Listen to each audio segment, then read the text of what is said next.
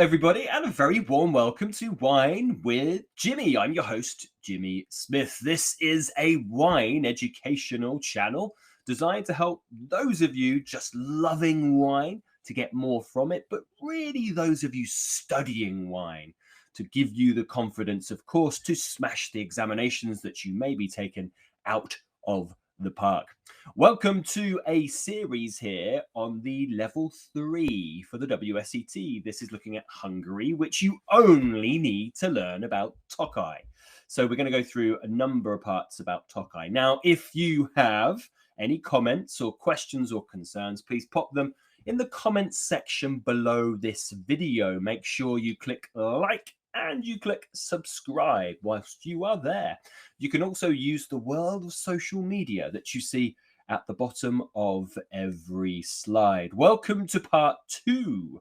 So this is looking at wine styles around the dry wine, something that many people don't even know exist. Many people know that Tokaj is famed for sweet wine production, but in fact, it has a really, I think emerging is the wrong word. I think it's an emerged wonderful array of dry styles to be found. So that's what we're looking at in this section.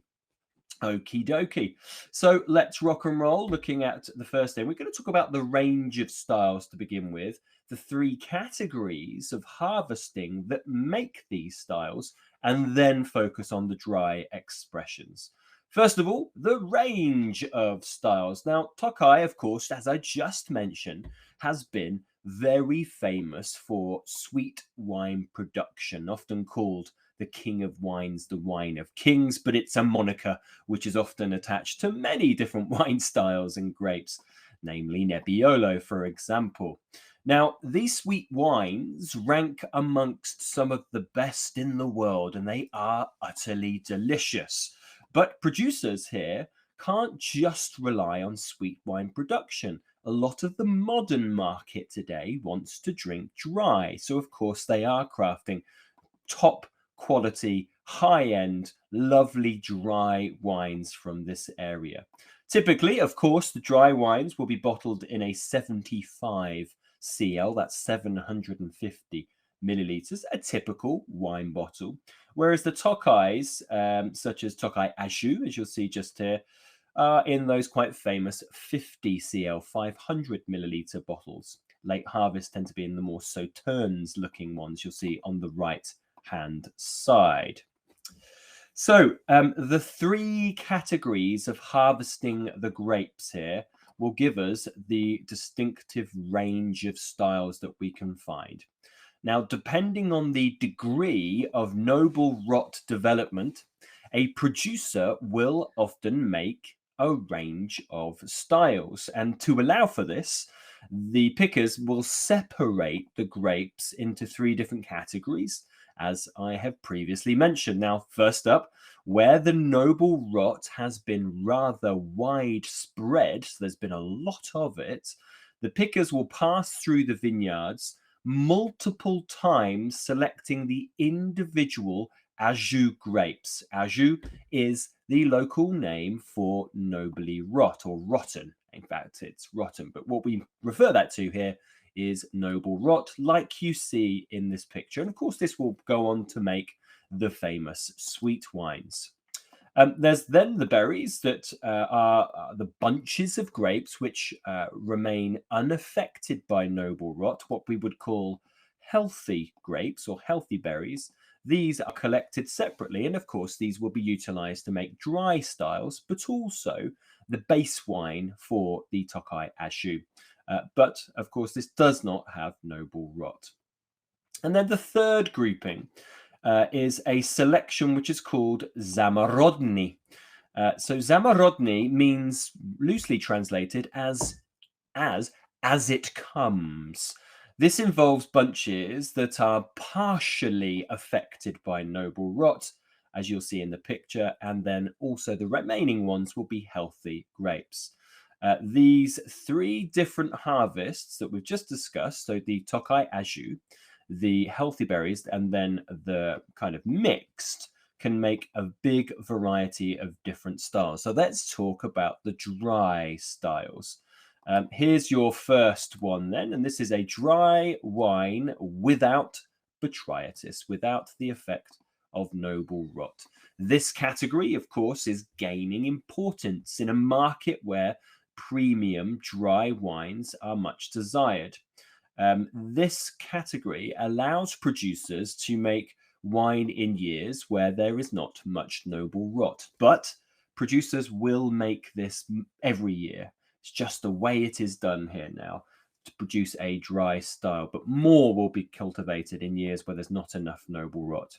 Now, these dry wines, often labeled as dry Tokaj or Tokaj dry, as you see just here, can vary in their style from simple and unoaked, which are designed to be consumed very young, to the more concentrated and more age-worthy blends, which are often fermented and matured in oak, potentially new oak barrels.